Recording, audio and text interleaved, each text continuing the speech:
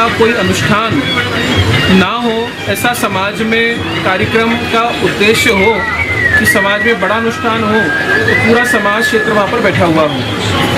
तो इसी उद्देश्य से आज आप लोगों के सामने जो काफ़ी वर्षों से इस हल्द्वानी में स्थापित है और सिलाई कारोबार से जुड़े हुए हैं, उनको हमने ध्वज का निवेदन किया कि आप लोग ध्वज सिलकर ले आइए। और वो ध्वज आज यहाँ पर आया, विधिवत उसका पूजन हुआ और उसके बाद उस ध्वज को वाल्मीकि समाज को सौंपा गया। एक ब्राह्मण समाज था, एक तरफ वाल्मीकि समाज था, एक तरफ राठौड़ समाज था और एक तरफ शहर के सभी समाज थे, चाहे वो क्षत्रिय हो, चाहे वो वैश्य हो, चाहे हम अलग अलग प्रकार के सिंधी समाज, अलग अलग प्रकार के यहाँ पे लगभग 45 प्रकार के समाज यहाँ बैठे हुए थे, जिनका प्रतिनिधित्व के रूप में एक दो व्यक्ति यहाँ पर आज आए हुए थे। इसके बाद कल धर्म ध्वज यात्रा निकाली जा रही है वाल्मीकि समाज के माध्यम से। वह यात्रा मिनी स्टेडियम से निकलेगी और यहाँ पर 12 बजे पहुँचेगी और ध्वज की यहाँ पर स्थापना कर दी जाएगी। इसके बाद 10 तारीख को 10 नवंबर सुबह दिन में 3 बजे एक विशाल कार रैली निकाली जा रही है। वो कार रैली प्रांतीय उद्योग व्यापार मंडल की महिला इकाई के माध्यम से निकल रही है।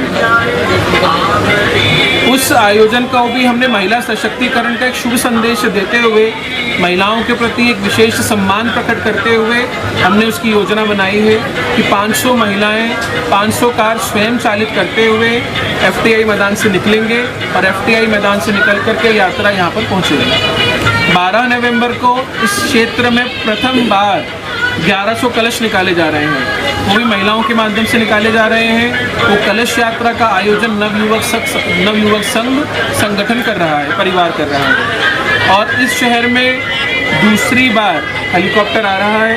2016 में रामलीला में पहली बार हेलीकॉप्टर आया था, अब दूसरी बार हेलीकॉप्टर आ रहा है फूल वर्षा करने के लिए। और वो फूल वर्षा पूरी यात्रा पर होगी और जो पुरुष लोग हैं वो भागवत जी को पालकी यात्रा से उठाएंगे और यहाँ पर पहुँचाएंगे। इसके बाद 13 तारीख को यह आयोजन आरंभ हो रहा है श्रीमद् भागवत कथा का। भारत के सुविख्यात कथावाचक मृदुल कृष्ण शास्त्री जी इस कथा को करने जा रहे हैं और वो कथा ऐसी है कि अच्छे संदेशों के साथ, हमारे धर्म के संवर्धन के साथ, सब क्षेत्र को लेकर के चलने वाली, कोई खंडन नहीं, कोई मंडन नहीं, प्रेम का संदेश देने वाली कथा मृदुल कृष्ण शास्त्री जी के माध्यम से होगी। उस कथा का भी शुभारंभ हमारे हल्द्वानी क्षेत्र के, नैनीताल जिले क्षेत्र की वीरांगनाओं के माध्यम से होने जा रहा है। जो हमारे सैनिक शहीद हो गए हैं, उनकी वीरांगनाओं के माध्यम से इस कार्यक्रम को हम लोग आरंभ करेंगे। और ये कार्यक्रम चलते चलते 7वें दिन एक विशेष पड़ाव आएगा, जहाँ पर सुबह 19 नवंबर की प्रातः 9 बजे 111 बेटियों का विवाह होगा। और वो बेटियां भी हमारे क्षेत्र की हैं और उन बेटियों की विदाई अलग अलग क्षेत्रों में होगी। सारा कार्यक्रम निःशुल्क रखा गया है और उसी कार्यक्रम में जोहार समाज, जोहार शौका समाज बारात निकाल रहा है और हमारे हल्द्वानी क्षेत्र के बंगाली समाज और गोरखा समाज उस बारात का स्वागत कर रहे हैं। इस कार्यक्रम की मोटी रूपरेखा मैंने आप लोगों के आगे निवेदन करी है। कार्यक्रम की बारीक सूचना आप लोगों को भेजूंगा, जिसमें प्रतिदिन नेत्रदान।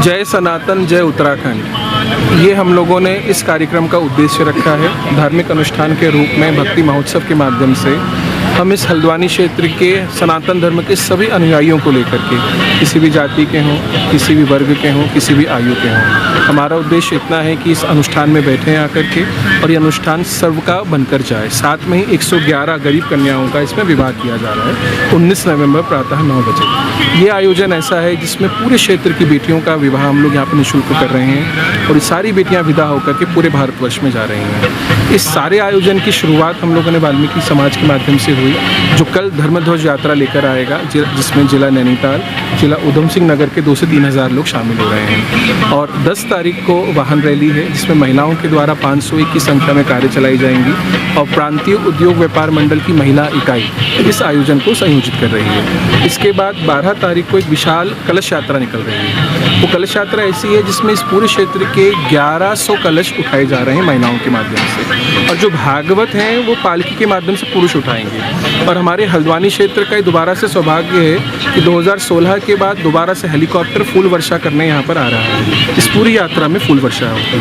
तो ये सारा कार्यक्रम हमारा विधिवत आरंभ हो रहा है और आज इस कार्यक्रम का हमने ध्वज पूजन किया।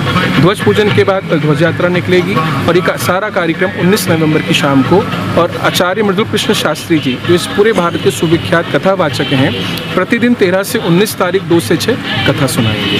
तो मेरा सभी दर्शकों से आपकी अपील है कि इस आयोजन में आप लोग सब सहभागिता करें और कन्यादान के कार्यक्रम में सहभागिता करें और हमारे उत्तराखंड को, हमारी सैन्य भूमि को अधिक से अधिक श्रेष्ठ बनाएं। सर, इस कार्यक्रम के माध्यम से क्या संदेश देना चाहेंगे भारत की जनता को, लोगों को, उत्तराखंड की जनता को?